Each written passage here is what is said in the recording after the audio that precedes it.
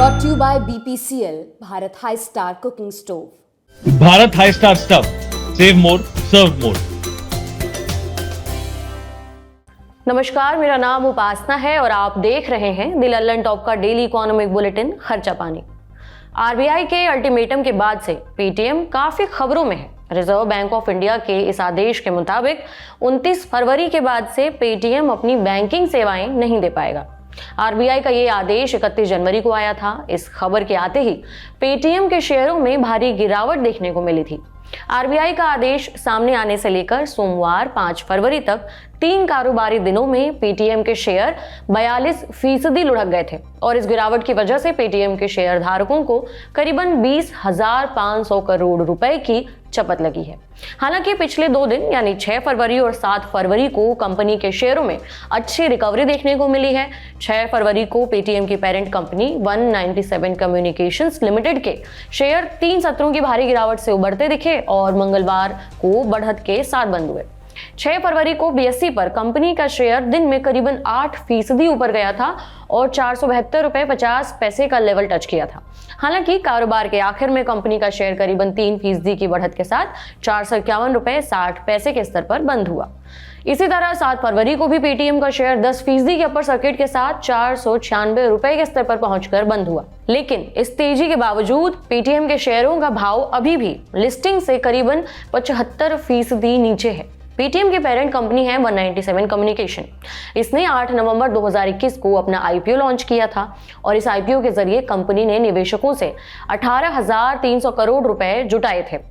ये देश का अब तक का सबसे बड़ा आईपीओ था। पेटीएम के आईपीओ का प्राइस बैंड 2080 से 2150 रुपए के बीच तय किया गया था और इसकी लिस्टिंग 1950 रुपए पर हुई।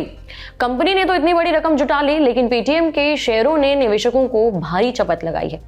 लेकिन निवेशकों का पैसा डुबोने के मामले में पेटीएम अकेली कंपनी नहीं है। न्यू एज कंपनी कही जाने वाली इन कंपनियों के आईपीओ के चक्कर में फंसकर निवेशकों को भारी नुकसान उठाना पड़ा है। सबसे पहले बात करते हैं नायका की। दिग्गज ब्यूटी फैशन ई रिटेलर नायका ने लिस्टिंग के बाद से निवेशकों की उम्मीदों पर पानी फेरने का काम किया है। बम्पर लिस्टिंग के बाद नायका के शेयरों में तेज गिरावट देखने को मिल रही है। कंपनी ने आईपीओ में इशू प्राइस 1125 रुपए रखा था। उसके मुकाबले कंपनी के शेयर करीबन 80% ऊपर 2018 रुपए पर लिस्ट हुए थे। नवंबर 2021 में नायका का शेयर अपने 1 साल के उच्चतम स्तर 2573 रुपए पर भी पहुंचा, लेकिन 2 साल 2 महीने बाद 7 फरवरी 2024 को कंपनी के शेयर इस समय 155 रुपए 80 पैसे पर ट्रेड कर रहे हैं। इस तरह से देखें तो लिस्टिंग प्राइस से नायका के शेयरों में 92% की गिरावट आ चुकी है। आप अंदाजा लगा सकते हैं कि नायका के निवेशकों को कितना नुकसान हुआ होगा। निवेशकों को बेहाल करने वाले शेयरों में पॉलिसी बाजार की पेरेंट कंपनी पीबी फिनटेक का नाम भी शामिल है। पॉलिसी बाजार और पैसा बाजार की पेरेंट कंपनी पीबी फिनटेक की शेयर बाजार में बहुत अच्छी लिस्टिंग हुई थी। आईपीओ में तय किए गए 980 रुपए के इशू प्राइस के मुकाबले शेयर 17% ऊपर 1150 रुपए पर लिस्ट हुआ था। नवंबर 2021 में शेयर अपने उच्चतम स्तर 1470 रुपए पर ट्रेड करता नजर आया था, लेकिन 7 फरवरी को इस कंपनी के शेयर का बंद भाव 912 रुपए देखा गया है। इस तरह से देखें तो लिस्टिंग प्राइस से कंपनी का शेयर अब भी करीबन 21% नीचे है। हालांकि निचले स्तरों से कंपनी के शेयरों में काफी रिकवरी आई है, लेकिन लिस्टिंग प्राइस से ये शेयर अभी भी गिरावट के साथ ही कारोबार कर रहा है। भारत की प्रमुख गेमिंग कंपनी नजारा टेक्नोलॉजीज का आईपीओ मार्च में 2021 में आया था। इस आईपीओ की लिस्टिंग 79% प्रीमियम पर हुई थी। कंपनी के शेयर का इशू प्राइस 1101 रुपए था, जबकि इसकी लिस्टिंग 1950 रुपए पर हुई थी।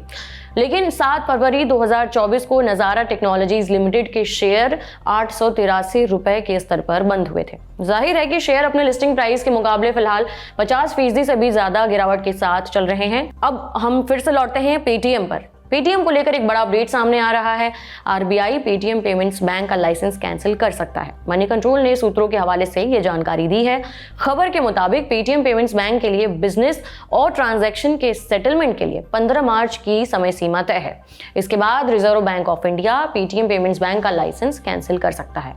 मीडिया रिपोर्ट्स के मुताबिक पेटीएम के फाउंडर विजय शेखर शर्मा ने 6 फरवरी को फाइनेंस मिनिस्टर निर्मला सीतारमण के साथ मुलाकात की थी। इससे पहले शर्मा और पेटीएम के कुछ अन्य अधिकारियों ने रिजर्व बैंक ऑफ इंडिया के अधिकारियों के साथ भी मुलाकात की थी।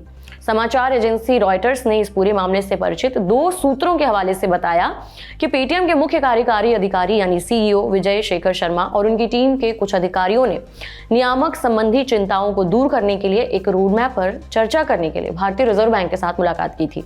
इस पूरे मामले से वाकिफ सूत्रों में से एक सूत्र ने रॉयटर्स को बताया, आरबीआई की नियामक चिंताओं को दूर करने के बारे में चर्चा चल रही है और कंपनी ने 29 फरवरी की समय सीमा बढ़ाने की मांग की है।